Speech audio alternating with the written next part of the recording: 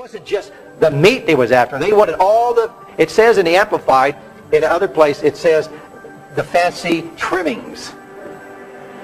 The fancy trimmings that goes with the meat. They wasn't happy with what God gave them. Well, I'm going to tell you something, sweetie. They didn't have to spend 40 years in the wilderness. They would, people that know that area tell us that from Egypt to where they were and left, crossing the Red Sea and Canaan's land, across the border, they said within several months it had been easy for that many people to walk that distance and cross right on over. Why did they spend 40 years when they could have got out there in several months? Because of their rebellion, because of their unbelief, because of their griping and complaining and disbelief. In fact, what they have, dear one, is what you're guilty of, is the spirit, the attitude of ingratitude. This is what you're after in people today. The attitude of ingratitude. They were not grateful for anything. They was not even grateful at the deliverance. As soon as they crossed over and hit a hard spot, they was bitching and groaning and moaning and griping at the leaders. Why did God bring us out here to kill us or starve us, or not let us die of thirst? Why did we just die in Egypt where we had at least food to eat? Let us go back. That's exactly where so many people live today. Even they call themselves Christians, they're not happy with anything. They want to go back to the world. They want to suck after the world. And so they bring the world into the church. They let all the things that the flesh craves for, they bring it into the church and let people have it now. And it's killing people. God's stuffing it down their throats, and they are dying. They're not dying physically, dear one. They're dying spiritually. The church is spiritually dead. I don't know if you know that or not. I have declared it's dead long ago. It's stinking, and it's got to be buried. It's called the stinking, rotting corpse of today's church. And it's because of their attitude of ingratitude. Amen. I speak unto thee this day, and I say, when I, the living God, commanded and demanded that my own people would serve me with gladness, serve me with rejoicing, I say that the same demand, the same command remains until this day. For I say that I, the living God, am not accepting the service of those who are hating, resenting, begrudging me, and imagining evil against me. For I say it is not me that they are serving at all if they have such an impression of who I am. But I say they are serving the evil of their own hearts and loving it so. I say this day there are multitudes who do not serve me with gladness, but with resentment, with begrudging, and with lust for other gods. And I say such ones as these think they do me a favor, but it is not true. For I say they are shame unto my name, and I, the living God, do not find pleasure in them. For I say when the ones who are meant to be serving me with gladness always will bow to other gods, even in their minds they are fools in my sight. For I say that I, the living God, do not call thee to walk in a way that is far from thee, but I say that I call thee to come forth in the truth, the light, the mercy that I provide. That is, I call thee to be thankful that it is me that you can be looking unto, that you can be believing and trusting in. And I say that I call thee to be thankful that when you are purposed, directed, and guided by me, that you can indeed be honoring me. That is, not resenting me, nor imagining evil in your heart towards me, but being thankful for my way. For I say it is me, the living God, who is ever present with thee to bring thee forth, that you can indeed be rejoicing always. That is, that you can be rejoicing to be a partaker of the truth, the light, the mercy of who I am. That you can be rejoicing to be ever guided forth in that which I, the living God, do give thee, which is the truth and the light always. For I say, when it is me that you purpose yourself to please, I say you are brought forth by me. But I say, if you will ever be pleasing the gods of the world, the gods of the heathen, I say you are not pleasing unto me. Now stop and consider, when I, the living God, did bring my people out of Egypt, I say it was because I had goodness prepared for them.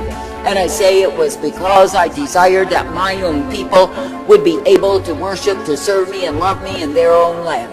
But I say, when my own people were brought out of Egypt, then they are the ones who imagined evil against me. And I say, because they rebelled, because they hardened the heart, stiffened the neck, and refused to obey what it was that I had for them, I say, in their resistance they lost out with me. I say, because they did not serve me with gladness and rejoicing, ever thankful to be my people, I say they were not kept at all. But I say they perished in the wilderness because of their unbelief.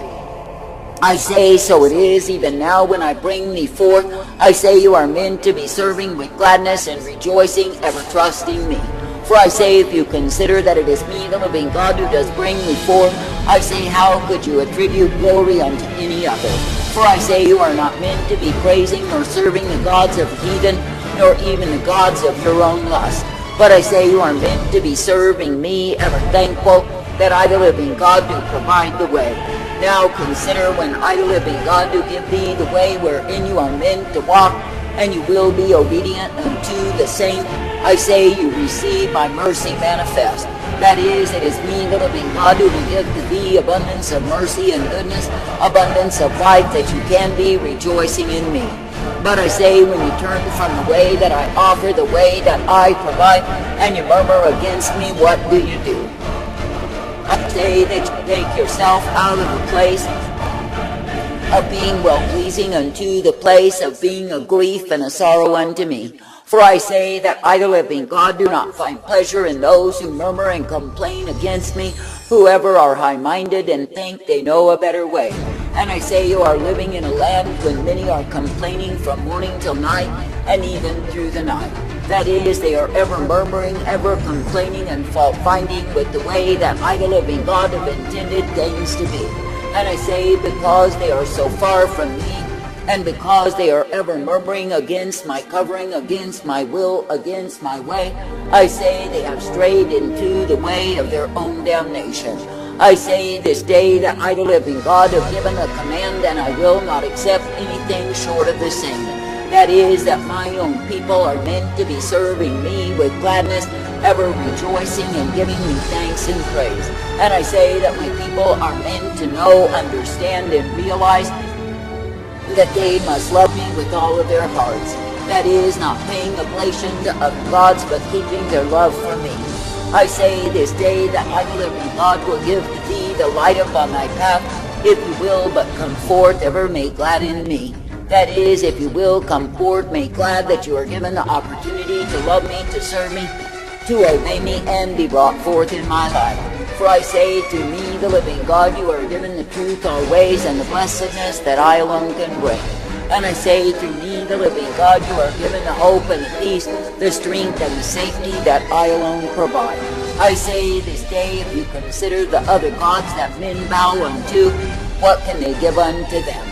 I say they can give them nothing but desolation, loneliness, despair, and destitution of soul. But I say, if it is me that you keep on serving and loving and following after, what do you find? You find that I, the living God, will give thee tender mercy, blessedness, strength, and truth always. I say this day, be glad that I've given to thee the opportunity, the privilege to walk uprightly, that I've given to thee the light upon thy path. I say, be thankful that I, the living God, am the one who is present unto thee as you walk in me. That is, as you do walk in the truth, the light, the strength that I give time and again, you are ever kept in my way. For I say, it is me, the living God, who does direct thee, correct thee, and desire to bring thee forth. I say this day, consider before you yield yourself to the bad attitude that rules in this land, what do you have to be miserable about? That is, when you've been given the opportunity to be redeemed by me and the salvation glories that I provide. When you've been given forgiveness that can only come through me of the gross sins that you are guilty of. That is, when you have trespassed against me, and I, the living God, have given thee mercy, I say you have cause to be glad all of your days. I say, therefore, this day make it your practice to be in an attitude of gratitude towards me day in and day out.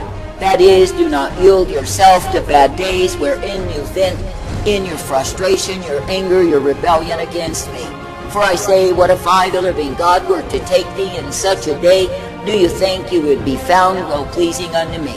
I say, no, you would be sent to hell because you are a rebel and you are failing to obey my command. I say this day, when I, the living God, have a standard, a command that I expect my people to meet up unto, and they do not, I say they are fools before me. For I say they have distanced themselves from the truth, the light, the strength of who I am, and I say they've gone a-whoring. I say that I, the living God, never called thee to go a-whoring, But I say that I've called thee to be ever warring against the forces of darkness and negativity that would desire to see you complain, and lose your soul. I say that I, the living God, do call thee to be active in the warfare, that you can come forth ever rejoicing in me. I say this day, be glad for the privilege to continue, be glad for the privilege to be uplifted, brought forth, and guided by me. And I say, be thankful that I am the truth, the light, the mercy, and the peace intended that you could walk in me and be kept. For I say it is a good thing, a sweet thing, a blessed thing, to be ever brought forth rejoicing. That is, to be knowing that I am the one who does care for thee, that I am the one who is mercy and truth and life always. For I say it is me, the living God, and me alone, who does give thee the way wherein you can be kept, the way wherein you can be guided, directed, and corrected by me. Therefore I say this day, do not yield your members to the griping, the complaining, the lack of gratitude that is shown day by day throughout the land. For I say that those forces of hatred towards me are ever shown in the attitudes of humankind. But I say that I, the living God, do not call thee to hate me, but to love me and serve me with gladness day by day. That is, to be uplifted, rejoicing, ever made glad, for the privilege to be redeemed, brought forth, and guided by me. I say this day, consider that it is me, the living God, who gives to thee tender mercy, who gives to thee the blessedness, the truth, and the life of who I am. Consider that it is me, the living God, who will ever direct thee, correct thee, and cause thee to be brought forth in my way. Consider that it is me, the living God, who will give to thee the way wherein you can be uplifted and strengthened time and again. For I say, when you consider the mercy that I have for thee, how could you help but serve in gladness? Now I say that I, the living God, do not want a people who are up and down by the demonic influence over their moods, but I want a people who are steady in me. That is, ever rejoicing, giving praise that they are given the opportunity to come forth in my life. That is, ever rejoicing, giving praise that they are given the privilege to be directed, corrected, and guided forth by me. For I say it is me, the living God, who is righteousness and truth, blessedness, strength, and the mercy always. I say this day, why not be rejoicing that you are given the light, that you are given the truth, that you are given the peace. That is, why not be rejoicing that I, the living God, am the one who is ever present, and I guide thee forth. For I say, if you really take stock of your words, not lending your lips and your tongue to those devices of evil by murmuring against me, I say you will find that you can indeed offer praise unto me. But I say, if you ever have a bad report, I say, if you are ever undermining and surmising evil, I say, if you are ever imagining that I, the living God, am not good to thee, I say you are living in a sphere whereby you are being covered by demons. I say this day that I, the living God, do not find pleasure in a people covered by demons, but I say that I find pleasure in a people who are covered by me. Therefore I say, be thankful for the privilege to love, to serve, to obey me, and walk forth in my life. And I say, be thankful that you are uplifted by me, thy maker, thy keeper, thy God. For I say it is me, the living God, who does direct, correct, and bring me forth, for yes, indeed, you are mine. I say, count it a privilege to be a partaker, count it a privilege to be uplifted, count it a privilege to be ever directed and corrected by me. For I say, when you look at what it is that I do for thee, I say that I provide thee abundance of mercy. And I say, when you look at what it is that I do for thee, I give thee the way of my life. I say, when my people will accept my discipline upon them and walk in the same, they are, of course, ever guided by me. But I say, when the ones who are mine will turn aside and think they can do as they please when they please as they murmur against me, they are proven to be fools. I say there are multitudes who are fools even now because they want their own way. That is the way that is destruction, damnation, and devastation of souls. I say this day, count it a privilege to be brought forth, uplifted, directed, and guided by me, the one true God who is able, the one true God who does care for thee. And I say, be glad that as you are purposed in me, that you can come forth rejoicing, being thankful that I am the one who bears rule over thee. I say, if you look at the governments of men, their power systems, and all that they bring forth, I say it should make you all the more glad to be ruled by me, the author and the finisher of thy faith, the one true God who is caring for thee.